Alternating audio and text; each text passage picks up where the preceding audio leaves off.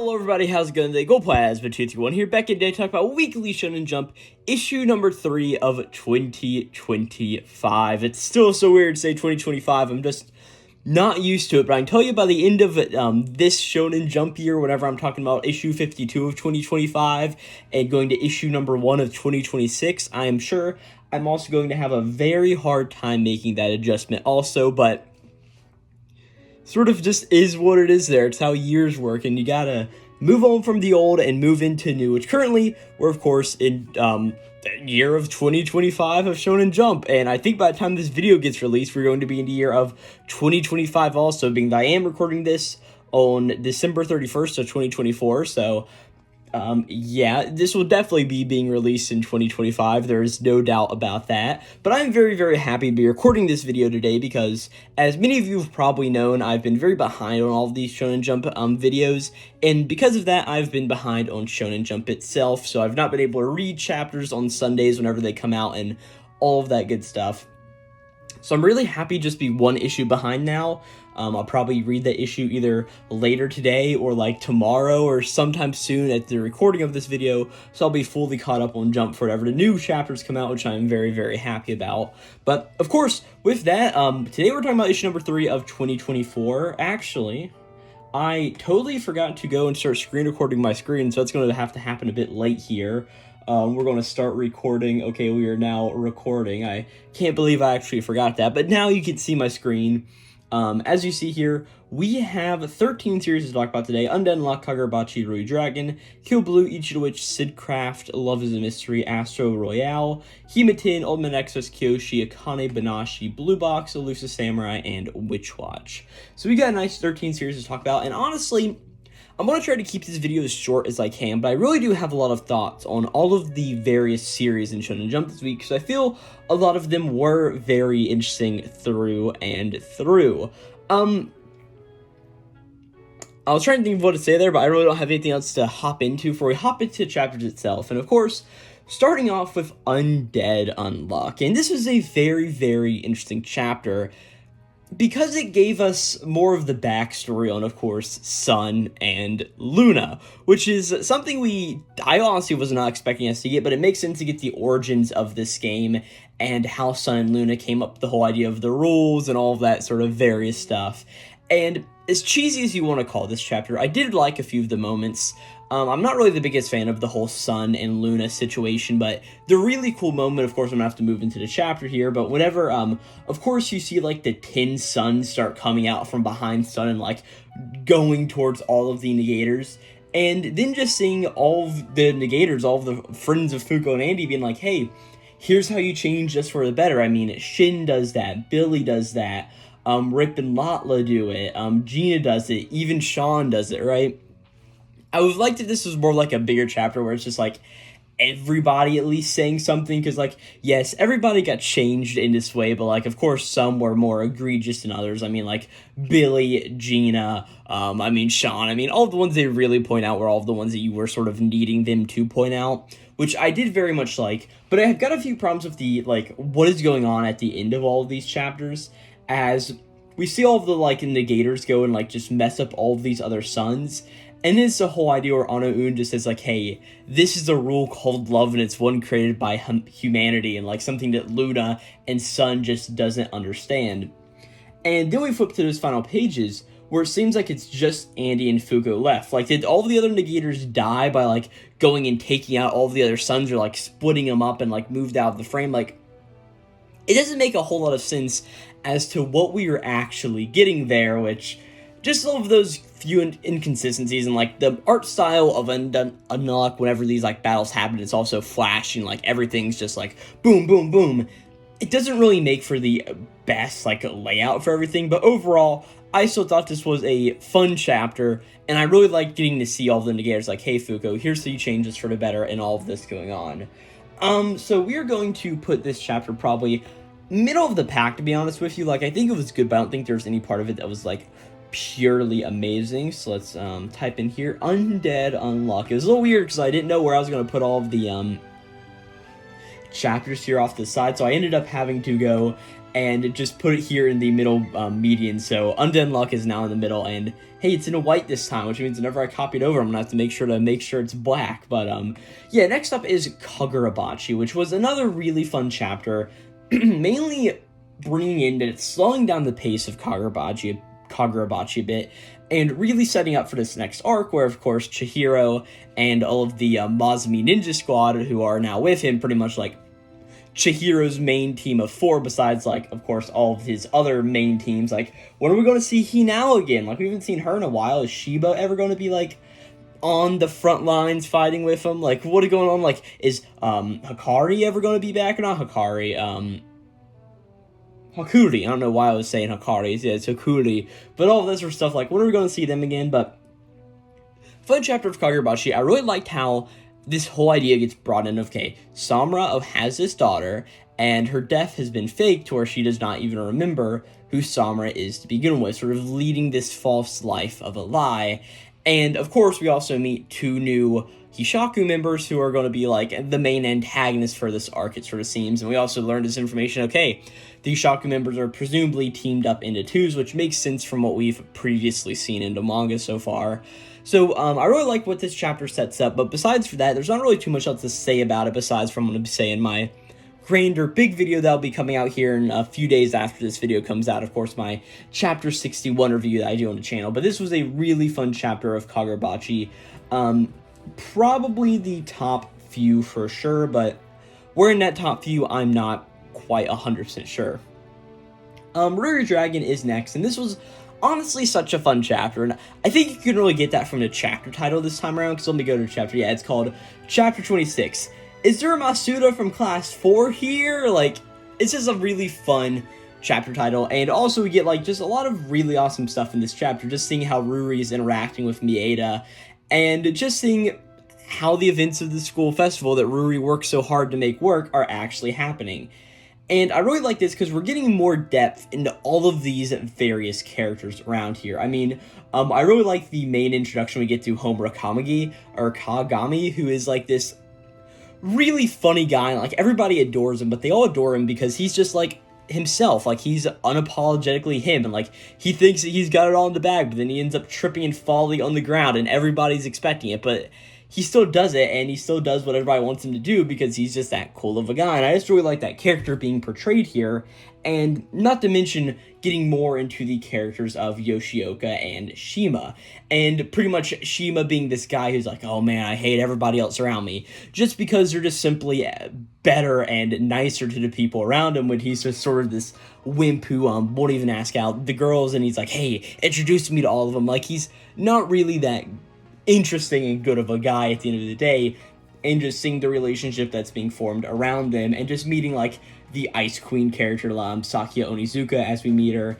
and just all of these other characters that are important for Class 1-3 doing this 3-legged race, and then moving it into the 4th leg, and it's like, oh no, what's going to be happening now? Just a really, really fun build-up throughout this chapter, and really learning more of these characters, and having Ruri intertwined by trying to return this phone to, I forget who needs the phone, I forget if it's Shima or one of Shima's other friends. Let me actually just go back and check the chapter again. It looks like, if I can find wherever it is, maybe? Yeah, it looks like it's one of Shima's friends, if I'm not mistaken, but or it may be, yeah, I don't actually think we know who this character is, but either way, a really, really fun chapter of Ruri Dragon, and definitely one that I really enjoyed through and through, so it's definitely going high up there. And next up is Kill Blue, and normally I am, like, very quick to throw Kill Blue on the bottom and just say, like, yeah, it wasn't that interesting, but it is sort of what it is. But this chapter is what I thought was going to be one of those, where it's like, okay, here's just this chapter where, okay, the school festival is now over, now everybody is friends after all of their challenges and hardships. And that's really where it's going until we come back to, of course, Ogami sitting on top of the roof, taking in this whole situation of, okay, yes, I am this middle-aged guy who has been put into this young kid's body and being made to sort of live this lie of a life that I'm living, even though I know it's not what I should be doing. and then sort of just getting his whole thought process on that, seeing what Dakota has to say about all of that, until he does something only he can do, and end up saving everybody on the school grounds, of course, whenever the, like, rigged up stage starts to buckle a little bit. And of course, it's such a random moment, but it's such a Shonen Jump moment, like a manga for boys, where he's like, oh no, I've got this hard piece of bread from earlier. Okay, let me shove a grenade into it and let me throw it. Oh no, it's not making it far enough. Good thing I'm a good shot. And then, like, I think he shoots it like 4 or 5 times and, like, bounces it back and forth until it ends up hitting the telephone pole, exploding like a terrorist attack, and then moving down and keeping the stage upright. It's like such a random, incredible moment that I always like, okay, I actually sort of like this. And if more of it was this and Otogami making sure to be this reserved character and then doing these acts of heroism, I think I would like this series a bit more.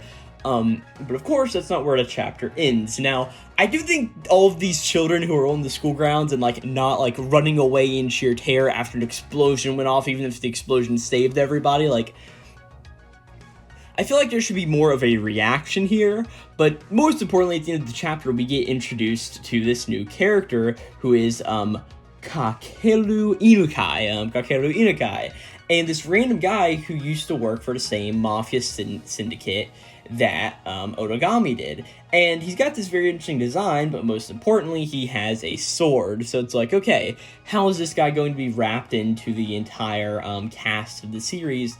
And also, why does Ogami know him, and why does this guy know Ogami whenever he looks like a child in this scenario? I just really like this introduction that we get, and yes, I still think Kill Blue is on the bottom of series.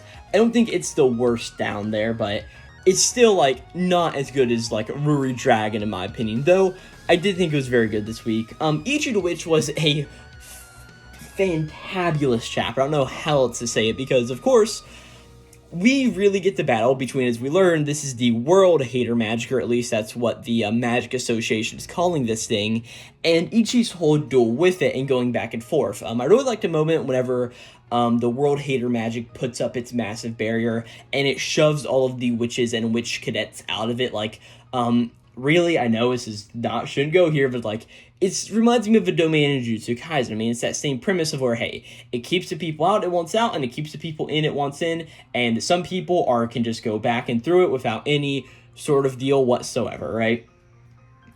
But more importantly, we get this moment where Togise and everybody's like, okay, what's going on here? And then Moneygold and Shirobindona are explaining, like, okay, this isn't what we need to be. And then Deskross from the outside is like, okay, we need to take this thing down, and just goes, like, aim towards the thing, even where, like, Togise and Kumagi are like, oh, okay, I don't want to mess this at all.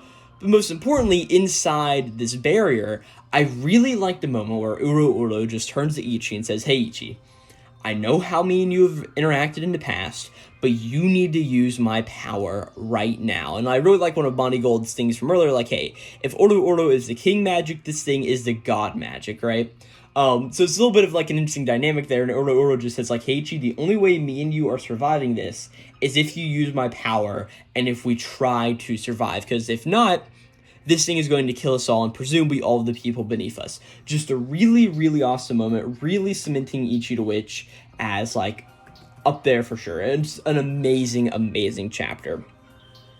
Sidcraft Love is a Mystery is up next, and I have very conflicting thoughts on this chapter. For one, it's really getting into the groove of, okay, this is not a mystery novel, it is a rom-com with the mystery and detective aesthetic to it, right? So of course the mystery in this chapter is, oh no, who is this Scissorleg? And oh no, he's the one other person they meet this chapter after training, and they go into this weird, creepy looking mansion. And the one thing I didn't really like about this chapter is how far hammered home this whole deal of, like, okay, Elio's a girl, and oh no, Sid doesn't know this entire situation, and Sid's doing all of these things. It's definitely a romantic comedy, and just the way it's so heavy, and, like, it hits on all of the notes as it probably should be this series, but it just hits them hard and just keeps on running. I'm not the biggest fan of that always, but I still thought this was a fun chapter, and at the end of the day, it gets the point across, but I'll definitely be interested more into seeing more of some of the other characters. Like, I'm not the biggest fan of Elio and Elio's whole thing. I really liked last chapter because of the girl we got introduced there with Lulu, and I really liked her aesthetic and all of her things. And really, Elio and Souffle aren't that interesting to me this second, but I want to read more of the series and see where all of this goes. Sidcraft, though, is probably going to be near the bottom this week, even though I did think it was a fun chapter. Astro Royale. I also have a lot of conflicting thoughts on this one, because for one thing, let me open up the chapter to get some character names, if I'm not mistaken. It's the wrong chapter. Oh, yes. Here we go into Astro Royale. We get introduced into Hiohiko Namino, who is just like this guy from who's his face? Hibaru's school, and his sister's been kidnapped by the Immortal Phoenix, and it's like, okay, or Yokohama Immortal, I don't know why I said the Immortal Phoenix, the Yokohama Immortal, and they meet with this guy, and this entire time it's like, okay, Hibaru and Tarasu don't think this guy's, like, made of anything, and it's like this little bit of an action sequence where they block all of their attacks coming in, until eventually, somebody else walks in the door, and it is the actual Yokohama Immortal, none other than, Shikaba Yotsurugi. Oh no, he is the 8th adopted son of the Yotsurugi family. So, okay, we've got our Yotsurugi here. I was sort of hoping whenever this thing got brought up, it'd be like another gang that like they had affiliations with, but it makes sense they're bringing in another one of the Yotsurugi brothers. But I also feel like it may have been more interesting if like maybe this guy, if this brother's like the second in command of the Yokohama Immortal, and like he's still with the gang, but like his affiliations are to this guy for some reasons. I don't think this chapter is bad, but honestly, it feels weird to say, but I liked Kill Blue's introduction of let me go back to his name, Inukai, over the introduction of Shikaba. Like, just something about the introduction of, like, Otogami leaning back and this guy's just there, other than this guy just walk into the room. And he seems to have, like, this bro-con thing with Hibaru, and we're just gonna have to see where this character goes, but I am definitely interested to see where this whole story goes, even though I would like to focus on maybe some of the other characters also during this arc, but we will just see how it is. Astro Royale Chapter 34, I thought it was just, like, simply fine. Not my favorite, but also not the worst chapter this week either. So for that, Astro Royale, we're going to put it towards the bottom also. Hematin. What do I honestly think about this chapter? I mean, it's a Yoshino and Iomori chapter, and Yoshino has her whole thing of, like, hey, I'm scared of the forest while we're doing this trial walk through the forest, and, oh no, I'm paired up with Iomori, so I can sort of let loose a little bit of Iomori around me. And oh no, I'm super scared, so I'm going to curl up into his arms almost, right? And it's a very cute chapter through and through, but I feel bad about saying this, but like, Hematin is just good. I just don't have any thoughts about it. Like, it's good, it's not bad, I'm enjoying it, but just, I don't have much to say about it at the end of the day, so we're just going to put it right here, if I could actually type Hematin. Good, but I really just don't have anything to say about it. Yeah, I just hate to be that way, but this is how it is sometimes. Ultimate Exodus Kyoshi, I know every week I say I really enjoyed this chapter, but I did really enjoy this chapter. We also get introduced to new characters in this chapter, so like this week of manga is one where it's like, okay, we're going to introduce like 17 new characters. How many of their names do you remember at the end of the day? And I remember one of these characters' names, and sort of by pardon the other one, but we'll get into it. The whole idea here is Precept Power Ping Pong, which is a really fun idea, where it's okay, to be able to hit the ball in the ping pong paddle, you need to be able to control your spirit energy pretty much, or the Precept Power as they call it here, and put too much into it, the ball explodes. Put too little into it, the ball sticks to the paddle, right? It really reminds me of Bleach, as I just made the reference to it, of whenever they are trying to get into the Seirete, and Ganju's sister, who is a name I cannot remember. What is her name?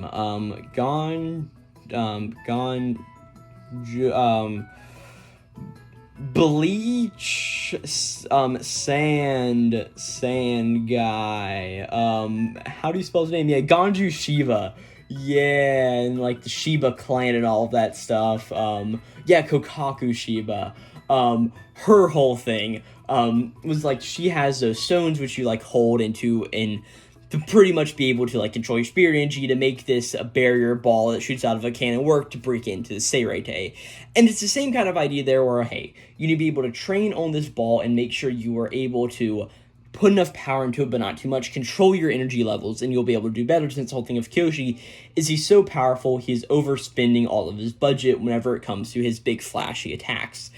And then from there we get introduced into some of the other characters who are part of Tsurugi's squad, who are none other than Kuruta Josaki, who is Akari's brother, and Winchester Matagi, who is, oh man, it's such an interesting name, and he's got, like, such an interesting vibe. I mean, it reminds me of sort of, like, this Indiana Jones-like character of, like, he's got his cross pendant on his neck, but he's got this hat with a skull and what looks like blood running down the sides of his eyes. It's a super, super interesting character design, right? But eventually, at the end of the chapter, I really liked also because it's, hey, Nihon and Jack Joe want to be able to help here, and Sasaki said, hey, I'm not going to help you and teach you how to train anything, like, we're keeping you two safe, and that's it.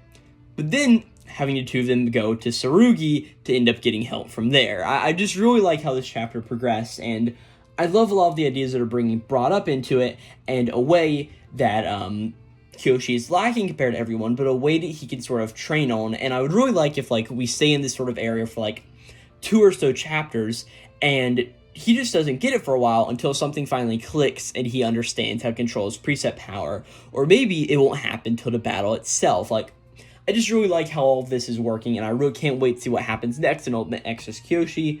Definitely a top-of-the-pack chapter for sure.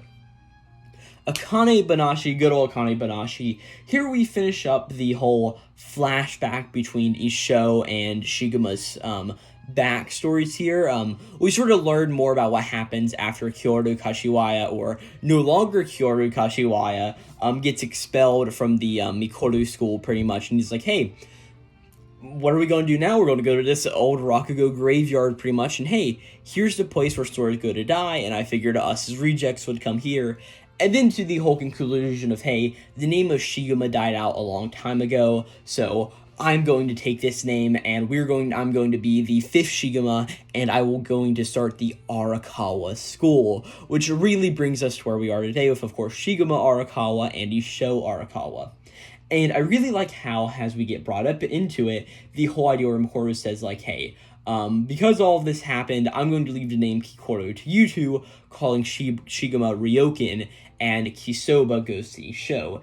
And later on, we learn that Isho is spelled with the same kanji for Ki. So E and then I'm guessing Isol are the same kanji, which makes it to where, yes, Isho still I'm sorry, I keep getting mixed up with these names, being that there's 2 names for one character, but Isho still feels this attachment to Kikoru that both of these students definitely do. And this whole idea where Shiguma's like, okay, all of this happened, but I'm going to sit on it, and in 20 years we'll be able to laugh about this story and make a good Rakugo moment out of it. Well, Isho is going down this other path of, hey, it is our fault, I'm going to dwell on this for the rest of my life. I really like how this gets brought up here until eventually we cut to the present sort of tense, where we see Akane and Urara are standing in front of the grave of course, none other than Shiguma Arakawa, the 5th, as he is known for the rest of time, pretty much. And here, Urara says, like, hey, that's all I know. You need to learn the rest from Isho himself. And, I mean, Akane's going to go and train under Isho, so this makes perfect sense, as Mikaru sends a text to everybody, hey, let's all meet up, and that's where this chapter ends. I just really like the progression of this chapter, and how we have wrapped up this very needed flashback for Akane Banashi, and one that I definitely enjoyed, but I'm glad it's over now. We now get to see where Akane's story, and where all the other Shiguma pupil stories go, and what goes on from here. Definitely like this chapter for sure. Oh, let's not throw my tabs everywhere. Akane Banashi definitely goes up high for sure. Blue Box, good chapter. We get the switching narrations between, it's mainly Chinatsu narrating, but we see a bunch of images of other characters throughout this chapter. Honestly, I think Chinatsu's things going on here were my least favorite part of this chapter, mainly because I really like what we see with her father halfway through this chapter, wherever he's like Taiki ends up leaving for like a camp of some sort, and he's got like, okay, I may as well just keep on running, being that's what I've done with Taiki. And he sort of understands the impact that Taiki has had on him as a person so far.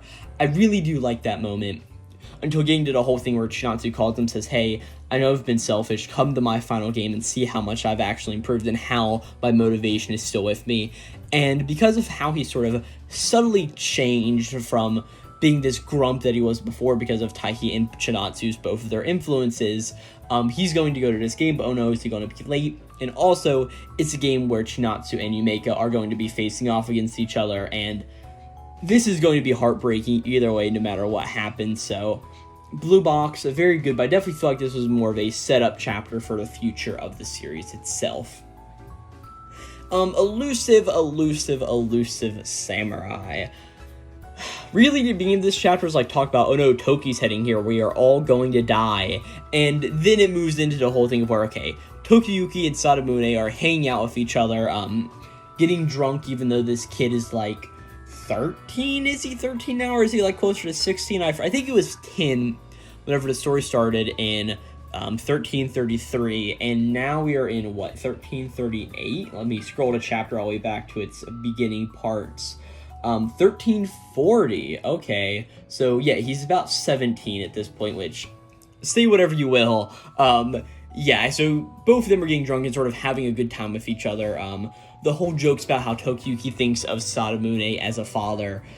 Sure, it is what it is. I personally think Yorishige is the only surrogate father this kid should have, and we'll scrub Akie from the record, just don't need to think about that anymore. You know, Elusive Samurai, it was fine, it was good. Definitely not the most enjoyable chapter of the week, but I also don't have a lot to say about it either. Definitely in this lower rank, I think. And then Witch Watch. Very, very good chapter that I just enjoy Witch Watch. I enjoyed the writing style, and seeing what happens in this chapter is like this armored knight comes out of the ground and then starts like growing with all this radiated energy as like they're like, oh no, Jura is finally here. But of course, Shikimi comes down and just says like, okay guys, this is actually not Jura whatsoever. And as he explains, this is Jeanne D'arc's grudge, and this is sort of her personification. So while what is his name and why did I forget it already? Kokoro. While Kokoro didn't end up summoning Jura, he also summoned a very powerful warlock spirit from the past. And now, at the end of the chapter, sort of leaves and backs off, just saying, okay, guys, how are you going to deal with this? As we see, like, there are some major damages already. I mean, Kokoraibo loses a leg, Taiga's back, it's, like, very, very scarred. And, of course, being that he is a kappa, he pretty much, like, mends it back up in the back. But still, it is a very nasty scar, all things considered. And Kokoro ends up losing his arm and almost faints to the ground. So, what is going to happen here? Don't quite know, but we know we're about to get a massive battle ensuing, because of course, we know this is the big battle where presumably Taiga dies, because Taiga is the one character who we have not seen in the main story thus far. I mean, we know Kakuraibo is alive, he has fathered Kanchi, we know Reiji is alive, he is Morito's dad, Ibuki is alive, and of course, Kon is alive, which means that Taiga is biting the dust here somewhere, and of course that prophecy that, Ibuki got before, because yeah, Ibuki is Nico's mother also. So we know that something is going to happen to him here, and Kon is going to have to somehow seal up this spirit of Jeanne D'arc, which hopefully will come up later in the series because it's just sealed, not completely defeated. So I'm going to find this very interesting to see where it goes, but I definitely enjoyed Witch Watch to its fullest this week also. And I will definitely put it up towards the top of the pack, and just to make it easy, oh no, I just closed like 8 of my tabs. Let me open back up my spreadsheet. I did not mean, I guess I found out a new keycut. I did not know that it actually existed there. Okay, here we are. Okay, so yeah, we're going to put Witch Watch here, and then we're just going to copy all of these, put them here. Oh, I guess that just copies all of that. Okay, that's fine. We'll just put these here. And then what we'll do is we will reset to white and then make all of the text black. And then we will come here and just clear that. Okay, so let's get down to actually ranking these now. We're going to do the bottom 4 first. I think these are the ones I want to go into bottom 4. I hate to do this, but I just think Astro Royale is going to get the brunt of it this week.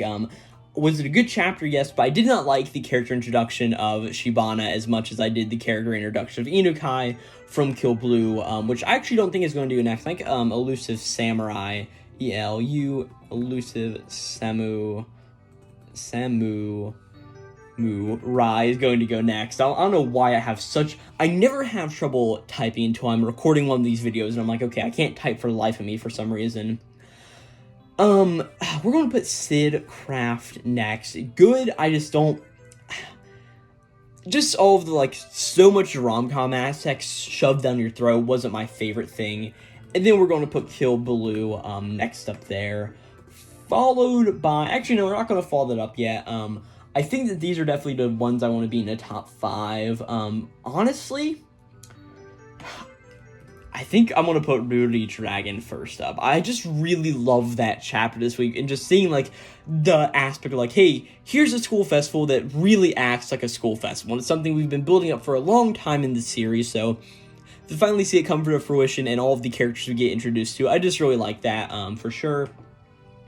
Probably next is going to be Ichi the Witch, meeting the god, or the human, the world hater magic was pretty interesting. Moving on to probably Witch Watch, which I just adore that series, love it. To Kagura Bachi, and then Kane Banashi. Moving into Ulti X-Row Kiyoshi. I think I missed a Kiyoshi. There we go. And then with that, we have these last few left. I think Undead Unlock is going to go here. Or no. Yeah, we're going to put Undead Unlock here. Hematin. Yeah, we're just going to move them all over. Hematin. And then Blue Box. And I feel like that's a very good ranking this week for sure. And as far as the character of the week goes, I honestly, who do I want to pick? I don't think it was anybody specific from Rude Dragon, just all of these characters coming together. Ichi the Witch, nobody really stuck out there to me. Witch Watch, I mean, I don't feel like any of the characters had a massive moment this week besides the oh crap of everybody's, oh no, this situation has escalated. Kagurabachi, I don't feel like Chihiro or any of the characters really did anything massive, and also even if I wanted to pick one of them, we don't have any of their names, so it sort of makes it hard. Akane Banashi, I really I love Kyoto Kashiwara's whole thing. Nexus Kiyoshi, no, not when they're Blue Box, Taiki's father. I don't know, who do I want to pick for my character of the week this week who is not Inukai from Kill Blue, because I don't know why that character introduction seems so interesting to me. I really hate to do this, but we're gonna put Kakeru Inukai Kill Blue. I don't want to do it, but I don't think I have another choice, because I don't think there's any other character that really stood out to me this week. 2 weeks ago, Hibana. Last week, Robin. Rip, Taiki, Minakata, Kyoto Kashiwara, Harumi Poseidon, Nimue, Chihiro, Julia. None of these characters here, had a very big impact besides for Kakeru and me this week. So, that's who we're putting down. And with that, that's this video. Thank you guys all so very much for watching. I had a fun time going through all of these chapters, because I really thought this was a fun issue of Jump, and to go through it, I thought was a good time. And I know I had a issue picking my favorite character of the week, but overall, I thought this was a decent week of Jump, where we got a lot of good introductions, I feel, and also a lot of good plot for building up for what is going to happen next time, which is what a manga should be doing at the end of the day. But yeah, thank you guys all so very much for watching this video. Of course, this is a podcast on multiple platforms, so if you are listening on a podcast platform and didn't know, I've got a YouTube channel. I've got a YouTube channel. If you're listening on the YouTube channel and will listen to this podcast on all of your various podcasting platforms, Spotify, Apple Podcast, it should be on most of the other things, but I honestly have not checked. I'm pretty sure that Spotify per Podcasters helps do that for me, so pretty neat. yeah, go check out all that stuff. I do plenty of other anime and manga related content on the channel. Just go to YouTube, go at Glowplasma, and you can find everything laid out there. And yeah, with that, I really don't have anything else to say. Of course, it's been issue number 3 of 2025 of Weekly Shonen Jump. And I will see you guys all next time for issue number 4 or 5 of 2025. That is a tongue twister. Weekly Shonen Jump, issue number 4 and 5 of 2025. I'll see you guys next time for that. That'll be Glowplasma 231, signing out.